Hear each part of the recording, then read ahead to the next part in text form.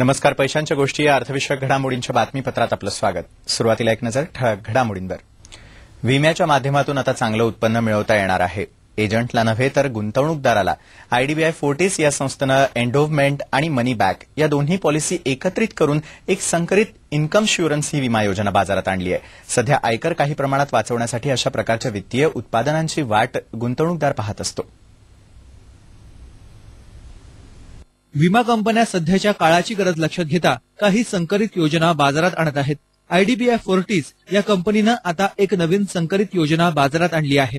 गुंतवणुकीवरचा परतावा लवकर मिळावा अशी भावना ज्यांना आहे अशा गुंतवणूकदारांसाठी ही योजना आहे. The guaranteed income that you're going to receive is directly linked to an external benchmark, which is the government securities rate.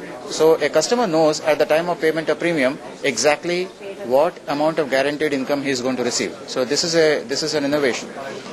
The second is that the period of payment is completely flexible.